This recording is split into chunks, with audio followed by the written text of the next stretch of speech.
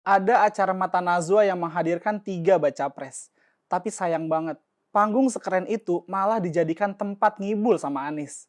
Gue mencatat, setidaknya ada 8 poin yang disampaikan Anies tapi patut tidak dipercaya. Yang pertama, soal biaya kampanye Anies bilang itu adalah sumbangan pendukungnya. Di situ dia bilang, kalau dia diundang di suatu tempat, maka tuan rumahlah yang menanggung biayanya. Nah, yang gue pertanyakan nih, Anies itu kampanye di mana-mana sering naik pesawat jet. Nah, pesawat jet biaya sewanya dari mana, Pak? Atau itu pesawat jetnya siapa, Pak? Coba jujur deh. Karena setahu gue nih, itu punya bos Anda, Surya Paloh. Kira-kira nih, Anies berani nggak ngaku ya? Terus yang kedua nih, Anies bicara soal pendidikan. Dia cerita soal bangku sekolah yang kaya piramida. Makin tinggi, makin dikit bangkunya. Padahal waktu dia di Jakarta, dia sendiri nggak mampu buat memberikan bangku sekolah yang cukup waktu mimpin di Jakarta. Artinya, dia nggak mampu memberikan bukti kalau omongan dia itu bisa dilaksanakan. Lanjut, yang ketiga, dia bilang akan memperbaiki pengadilan. Walah, ini mah ngaco banget. Apa Anies itu nggak ngaca ya? Kalau lembaga peradilan itu bukan di bawah presiden. Lembaga peradilan itu masuk ke wilayah yudikatif dan berdiri independen. Kacau bener sih Anies. Yang keempat, Anies bilang katanya alat negara digunakan untuk intimidasi pihak-pihak yang mendukung dia. Dia juga kasih contoh, katanya ada 10 perusahaan yang diperiksa karena mendukung dia. Masalahnya, dia nggak bilang perusahaan apa. Anies nggak kasih informasi lebih lanjut. Kalau dia merasa benar ya, bilang aja nama perusahaannya itu. Tapi gue curiga sih. Untuk hal ini Anies lagi-lagi ngibul aja, biar seolah-olah ceritanya dia itu dizolimi. Dia mau bikin image seolah-olah dia ini penting dan harus dihalang-halangi. Pak, Anda nggak sepenting itu, Pak. Nggak usah GR lah. Bilang dihalang-halangi, Anies masih sering bikin acara di sana-sini. Bebas pula. Duh, nggak capek apa ngibulin rakyat mulu, Pak?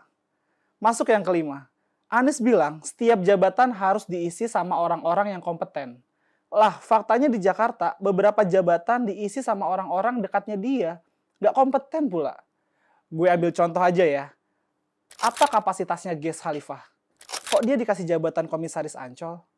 Terus TGUPP, itu yang jumlahnya seabrek-abrek fungsinya buat apa, Pak? Kok Jakarta makin berantakan sih? Sekali lagi, Anies nggak bisa membuktikan omongannya.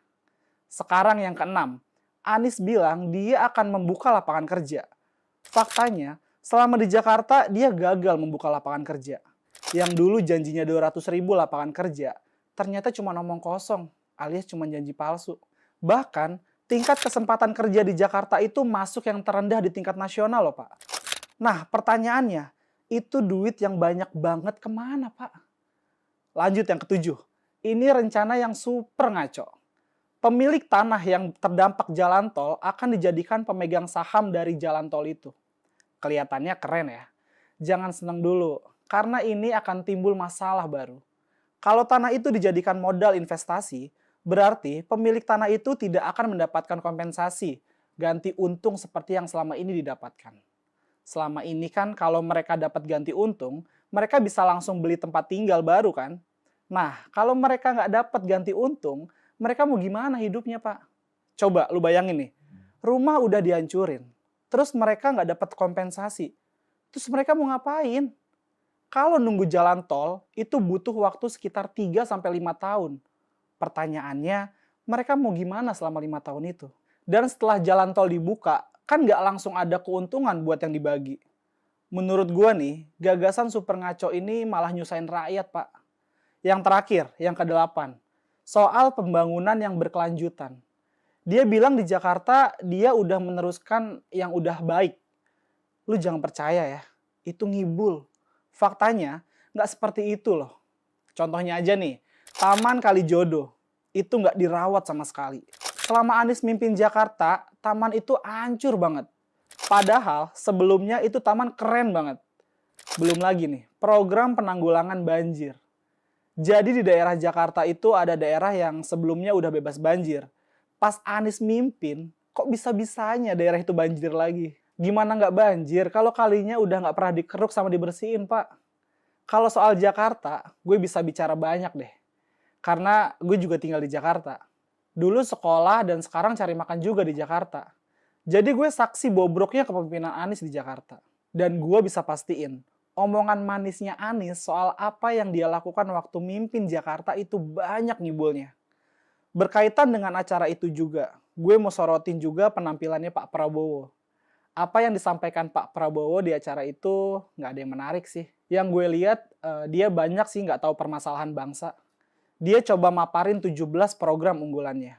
Tapi seperti biasa, dia nggak kasih tahu detailnya gimana. Penampilannya di acara ini sama kayak penampilannya di beberapa acara besar lainnya. Apa yang disampaikan nggak ada yang konkret. Cuma akan ini, akan itu. Pokoknya ngalor ngidul nggak jelas. Jadi gue tertarik untuk bahas soal pemaparannya ya. Karena cara Prabowo menjelaskannya juga muter-muter dan nggak nyambung sih menurut gue. Ditanya soal apa, jawabannya bolak-balik ke hal yang sama. Nah, yang gue sorotin dari penampilan Prabowo nih, adalah beberapa gestur Prabowo yang kelihatan lucu banget. Pertama, waktu dia memaparkan melebihi waktu yang diberikan. Yang lain dikasih waktu 10 menit. Tapi Prabowo protes dikasih waktu 10 menit.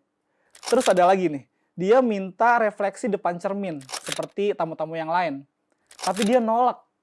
Buat gue ini membuktikan dia itu arogan dan gak mau ikutin aturan.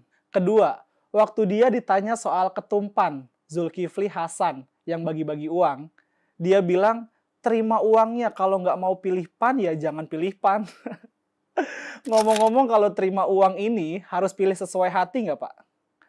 Terus yang gue lihat nih, Prabowo di sini galak banget. Intonasinya tinggi dan menurut gue sesekali emosinya naik saat mendapatkan pertanyaan yang tajam dari Mbak Najwa.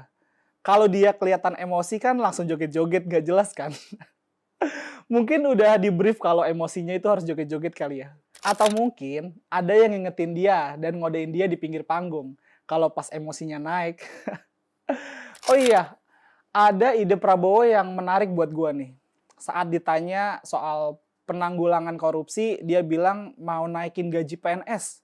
Menariknya adalah apa jaminannya kalau gaji naik korupsi turun, Pak? Karena menurut gua, dasar korupsi itu kan keserakahan, Pak, bukan pendapatan. Buktinya banyak yang ketangkap korupsi itu orang yang berduit kok. Jadi nggak ada jaminan pendapatan naik, terus korupsi turun. Terus soal pendapatan para pekerja juga dibahas sama Prabowo. Jadi di acara itu, Prabowo bilang, nggak mau anak-anak bangsa punya pendapatan rendah, maunya bisa punya pendapatan tinggi. Soal ini gue nemu sebuah artikel menarik nih. Di artikel itu bilang kalau perusahaan Prabowo itu pernah tidak membayar gaji dan THR karyawannya selama 4 tahun. Ada kabar yang beredar kalau kas perusahaan itu kosong karena uangnya dipakai kampanye. Apakah benar atau tidaknya itu gue belum tahu ya. Tapi ya nggak usah mimpi ketinggian lah ya Pak. Buktinya aja, dirinya sendiri udah menjalankan yang dia bicarakan. Well guys, gue sih sangat senang ya ada cara semacam ini. Kita jadi tahu kualitas calon presiden kita. Buat gue, acara ini makin menambah keyakinan gue di antara para kandidat calon pemimpin bangsa yang ada. Ganjar Pranowo masih yang terbaik menurut gue. Ini sudut pandang gue. Kalau lo nggak suka ya itu urusan lo. Sudut pandang lo gimana? Komen di bawah ya. Bye.